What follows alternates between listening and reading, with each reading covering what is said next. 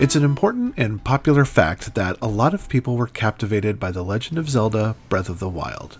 It was a boldly redesigned entry in Nintendo's long-running fantasy series, and by making it a launch title, Nintendo gifted Switch owners with a big and beefy adventure to break in their new consoles with style. Over the years, a lot of developers have attempted to replicate the success of The Legend of Zelda, and yes, it's easy to label these games as Zelda clones, but until Nintendo actually licenses out its franchises to Sony and Microsoft, these kinds of games are the only way for those without a Nintendo machine to experience the innate magic of the Zelda world. I say this because Ubisoft's Immortals: Fenyx Rising is a clear homage to Breath of the Wild that stops just short of outright theft. As a hero called upon to save the world, you'll form alliances with 4 guardians and use their collective strength to defeat a powerful villain. Breath of the Wild set itself in the land of Hyrule, a world whose time and place always seems to change with each new game. Immortals, on the other hand, takes place in a storybook version of Greek mythology. As I see it, using ancient Greece as a backdrop serves 2 purposes. 1, a reminder that Greek mythology is absolutely awesome. And 2, Ubisoft Quebec had an entire game's worth of leftover research material from Assassin's Creed Odyssey, and they had to do something with it. Ancient Greece, as it is depicted in Immortals, is painted with a more fantastical brush than Odyssey, depicted with a romanticism that often runs counterpoint to the commentary delivered by Zeus and Prometheus, the game's chief overseers, who might as well be Olympian stand-ins for Good Omens, Aziraphale, and Crowley. So Zeus has a teeny tiny problem. Typhon, the son of Gaia and Tartarus, has broken free from his prison and waged a one-titan war of vengeance against Zeus and his pantheon. After turning all mortals into stone, Typhon directed his rage towards Athena, Hephaestus, Aphrodite, and Ares, stripping them of their godly essence and transforming them into objects of cruel irony. Left with little to push back against Typhon's assault, Zeus turns to Prometheus, the titan responsible for stealing fire from the gods, to find him a hero who can help save the day. That hero is Fenyx, a warrior washed ashore after the Titans' rampage. Eager to help the gods, Fenyx's adventure is also a personal one, because their brother was one of thousands of mortals turned to stone. Fenyx's adventure plays out across the 6 major territories that make up the Golden Isle, a massive island that sits in the shadow of Mount Olympus. You'll have the choice to play Fenyx as a man or a woman, a decision that is mostly cosmetic and doesn't have much bearing on how the game unfolds. I chose to play as a woman, if nothing else than to make a cartoon character that walks and talks like Cassandra, one of the best Assassin's Creed protagonists. And like Assassin's Creed, Fenyx's once-in-a-lifetime adventure affords her the rare opportunity to mingle with Greek gods as she attempts to restore them to power. Typhon's attack has changed the god in ways to make them absolutely useless as he consolidates power. Aphrodite, for example, was transformed into an elegant apple tree, but the essence of her being, her vain, selfish personality, were bottled up and sealed away. Only through a series of quests and deep dives into Tartarus itself will you restore these figures to their rightful form.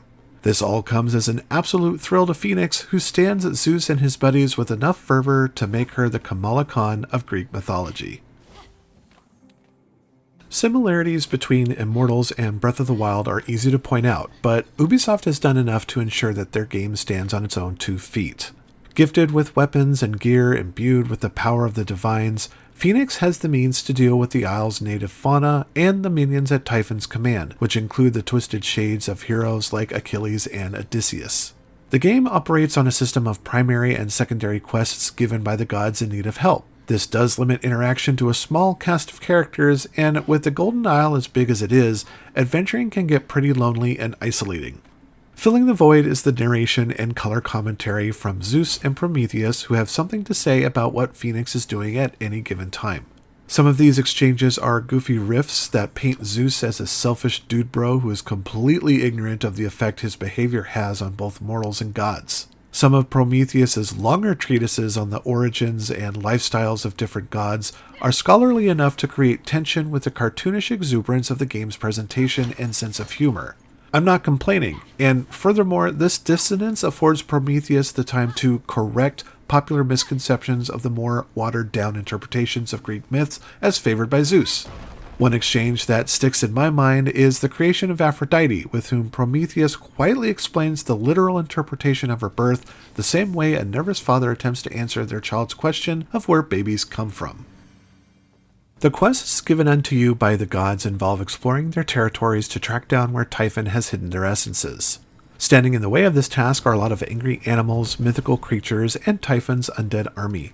Combat feels mostly comparable to the recent Assassin's Creed Valhalla, though it's much faster and less methodical. Fenyx uses light and heavy attacks to whittle down the health of her foes, and by dodging at the last possible second before an enemy strikes, time will briefly slow down to give you a window of opportunity for further attacks.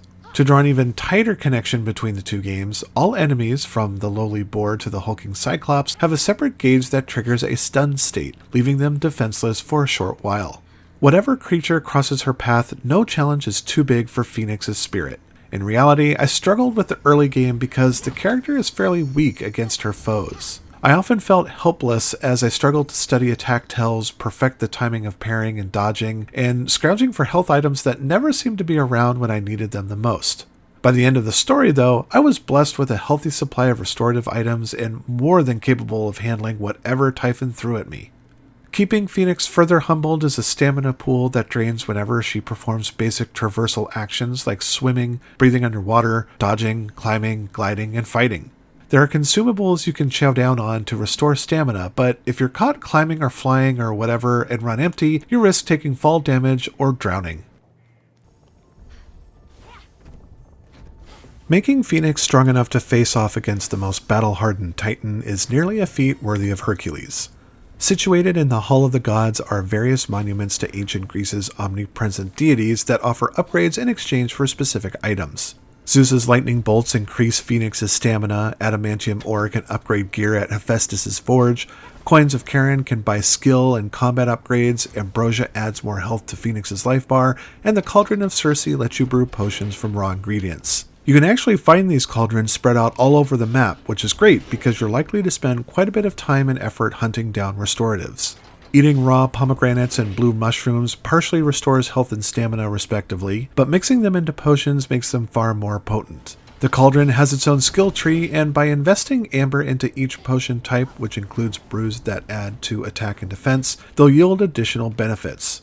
It'd be nice if the rest of the upgrade tools could be spread out across the map for no other reason than to cut back on how often you have to backtrack. I really like the game's philosophy of upgrading equipment because it eschews typical conventions. Instead of spending resources to level up each weapon individually, the stat increase affects all gear within a category. In other words, if you own 3 different swords, all of them will receive the stat boost. I like this because it gives me the freedom to switch between different weapons without worrying about them being underpowered. Although all weapons benefit from upgrades, each of them come with unique perks that become more powerful over time. For example, you might find a sword that has a small chance to do double damage to foes in the air, and with each upgrade, the chance percentage and damage output increases. They don't do anything outside of giving you the means to make Fenyx look as awesome as possible. The Golden Isle is the quintessential Ubisoft open world. Located in the heart of each territory are massive statues to the gods that operate an awful lot like the radio towers of old. They're not quite the same traversal puzzles like early Far Cry and Assassin's Creed games, but trying to scale these behemoths without falling because you ran out of stamina is a challenge in itself. From this high-up perch, the fog that covers the area in the in-game map is lifted, exposing a few points of interest. Fenyx can identify additional noteworthy areas by tagging them via Farsight, the "it's totally not eagle vision" mechanic that gives you a bird's eye view of the surrounding area. The Golden Isle is a collector's paradise, and you'll find a good number of puzzles that stand in between you and a shiny new weapon or armor. Immortals Fenyx Rising has a bit of a puzzle fetish, and I'm 100% on board with it.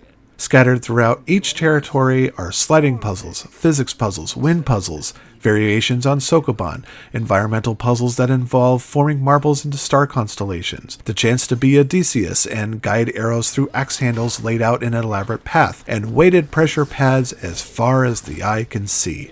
These puzzles are the bright spots in what is a mostly so-so open world. Though pretty, when you're not engaged in combat or completing these puzzles, the map functions as a place to farm enough resources to pay for upgrades, which I thought to be a little tedious.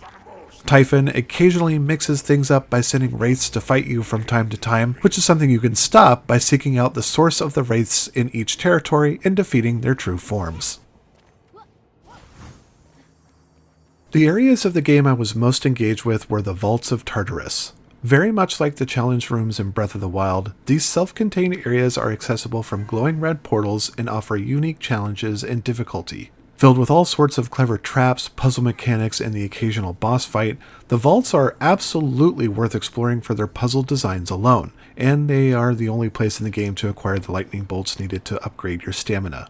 They present solid challenges for Fenyx's core abilities and really provide a good mental exercise. Some puzzles can be annoying given the fragility of certain interactive objects, and I admit losing my patience a few times because a wooden crate I needed for a pressure pad was destroyed, and I had to make the long trek back to get a new one. But for the most part, the Vaults of Tartarus have been an absolute delight. Although Zeus's lightning is the ultimate prize, some vaults contain a few hidden treasure chests.